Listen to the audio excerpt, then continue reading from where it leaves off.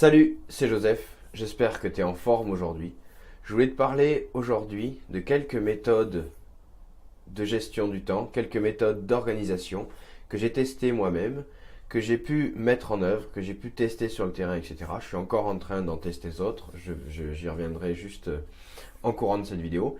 Mais pour l'instant, je voulais te montrer que déjà à partir de plusieurs supports, on peut apprendre des choses. Et le premier livre auquel je voudrais faire référence tout de suite, il a vraiment rien à voir avec de l'organisation et pourtant dedans j'ai appris quelque chose qui m'a fait gagner énormément de temps dans ma dernière expérience. Il s'agit de ceci, la vente pour les nuls.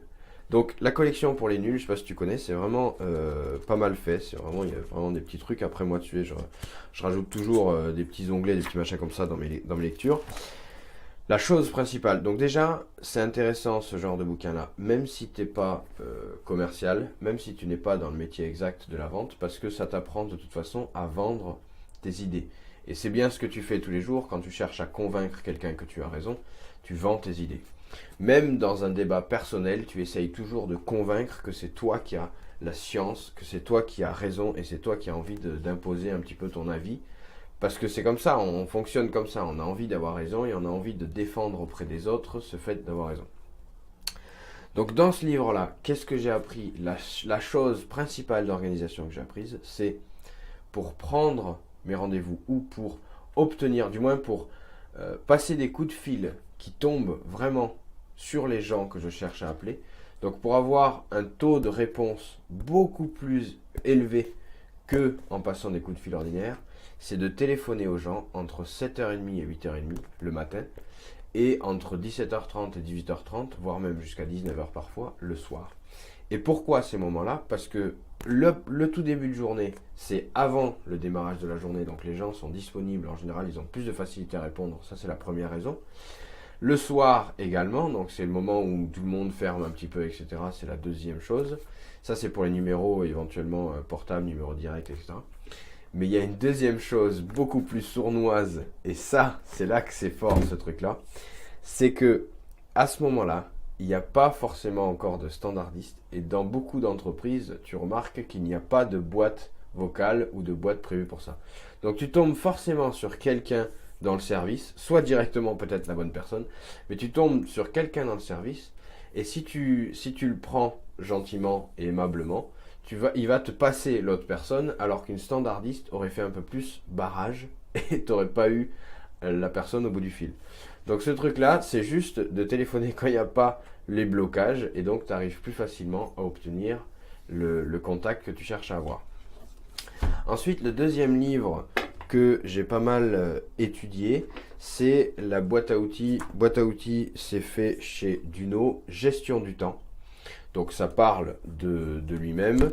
C'est pas mal fait, mais c'est vraiment une boîte à outils. C'est vraiment, il faut retenir ça. C'est une boîte à outils, c'est-à-dire qu'il y a pas mal d'astuces, d'infos, de méthodes, de choses que tu mets en place. Mais par contre, c'est assez difficile, moi je trouve, de raccrocher l'une à l'autre. C'est assez difficile. En fait, point par point, ça peut marcher, mais c'est assez compliqué de tout passer les uns derrière les autres. Ou alors, il faut un gros travail personnel pour arriver en fait à prendre des morceaux et à l'adapter à ce que tu as envie de faire toi vraiment. Donc c'est quand même intéressant.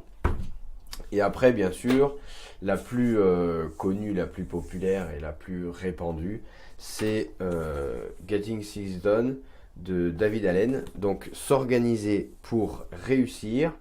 C'est intéressant également, j'ai pas mal étudié ce bouquin-là, à 3 reprises différentes, je me suis lancé à suivre ça et à m'organiser comme c'était indiqué dans ce livre-là.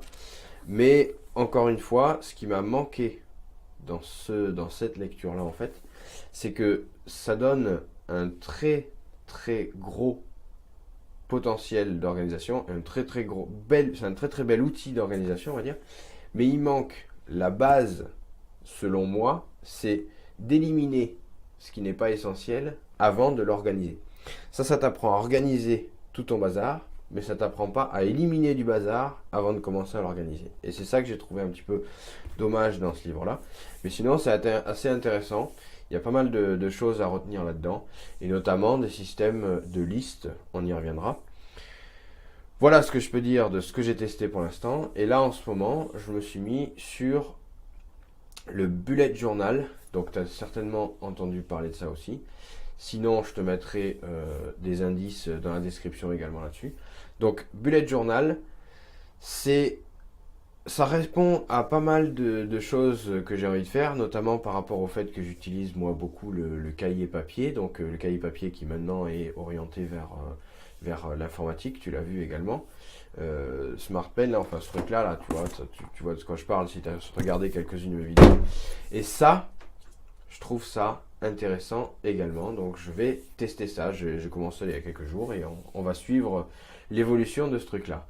Mais en tout cas, c'est important de s'organiser, mais c'est important également, la première chose, on va y venir juste après. Chaque matin, tu as plus de 15 heures devant toi. Clique sur je n'aime pas ou sur j'aime cette vidéo et choisis tes priorités.